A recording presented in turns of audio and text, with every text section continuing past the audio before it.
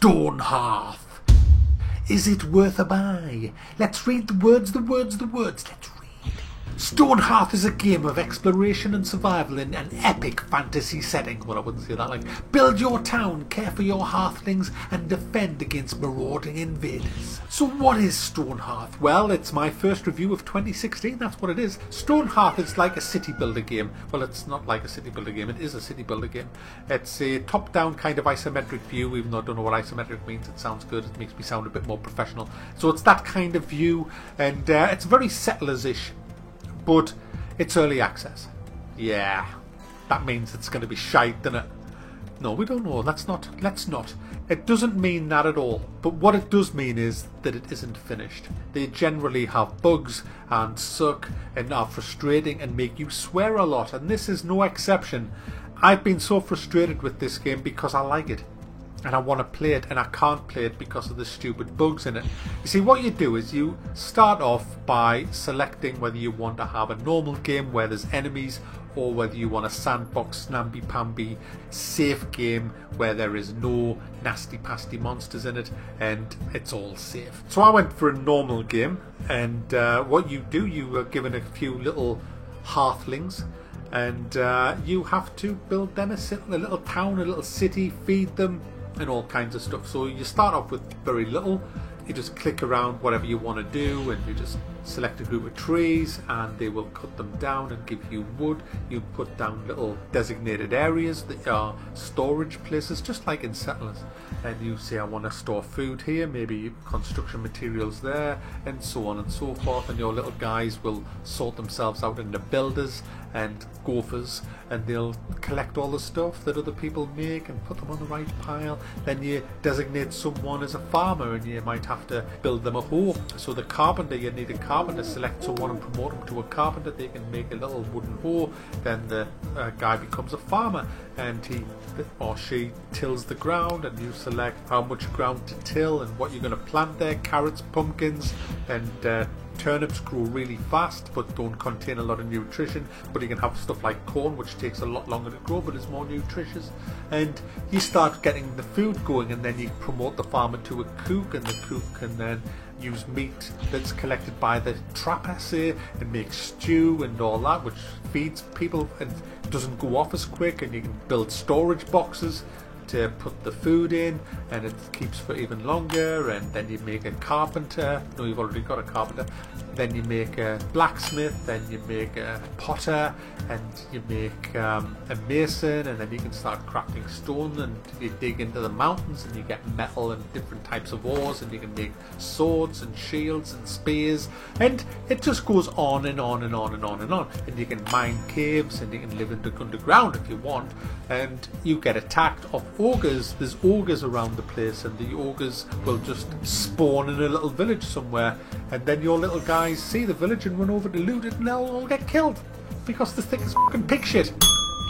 And this brings me to the flaws of this game. The amount of times my game's been ruined by someone trying to place a table in the dining room that you've built, because you built the buildings, and he can't, so he just gets stuck there, and I can't delete the building because the building won't let me delete it because there's somebody in, and the game's had to go over, or I've had to just let them die. It's just been awful. I've lost like level 3 and 4 carpenters because they've been stuck in the world. The pathfinding is bugged. It's fine most of the time, but now and then it'll get stuck. And the problem is, I've had 3 full games on this, and all of them have encountered this bug. It needs fixing ASAP because it is game breaking, and that is the problem with it. But there's an even worse bug than that. As you start to grow your village, and how you do that is on a night time, when the night ends and day dawns, you get a little you get judged basically on how you're doing. Have you got enough food? Are people content? And have you made enough money? If your answer is yes, yes, yes, you will be given the option of taking on a new settler. Now, in Settlers, the games, you would have hundreds of settlers. In this, once you get to like 15, the game starts lagging like a bitch. I mean, really bad. I was counting it out last night, and from me clicking on what I wanted to do to the game actually doing that was taking up to 6 and 7 seconds. That's how unplayable it gets, and I just had to quit. I did turn things down, but it didn't really make that much difference. The game is very poorly optimized. Once you start gathering a lot of stuff on the ground, it just chugs to death and will eventually just become unplayable for you. That's a problem. That's a big problem. I've played this for 7.5 hours because I like it. It's a fun game. I like the stylization of it. I like the way the people are. I like the fact that you don't have as many people as Settlers. I thought I was going to hate that, but it isn't Settlers. It's slightly different.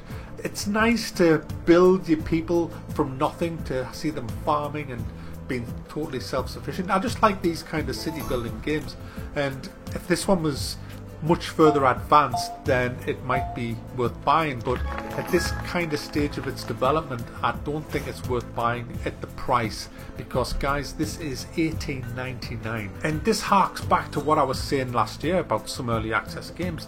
These developers are releasing these games that are in a mess, and they're charging virtually top price. I mean, I wouldn't want to pay any more than that for the finished game, you know, because I don't think they're big or deep enough to charge into the £20. You know, I think $18.99 as a finished game would be fine, but it isn't finished.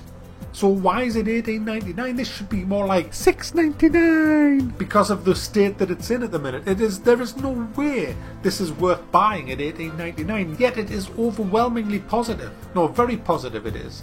We have 1,700 user reviews and 85% of them are positive. I don't understand. I don't get it. I really don't. Because the game becomes unplayable after maybe 2 or 3 hours into the game. As you start building a lot of stuff around, it just chugs to death. He is going in the right direction with it, but there's a lot more work to be done, and it's going to be another revisit of this. We'll see how it develops, but I like what I see. It's a fun game to play.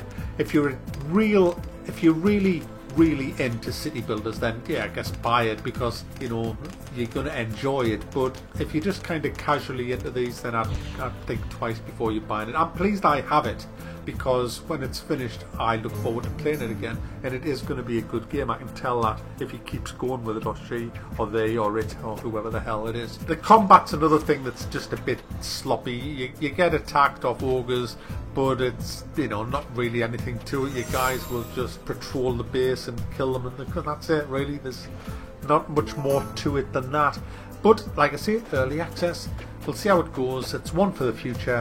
Hopefully by the end of this year it'll be in a lot more advanced state, and hopefully I'll be giving it a thumb up, because I do like the look of this game. Certainly one to watch. Oh, and just before people start saying they've stole the name of Hearthstone and just swapped the words around, this was actually in development before Hearthstone was even mentioned, so there you go.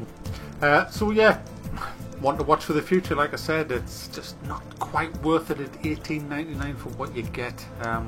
We'll revisit it later on this year.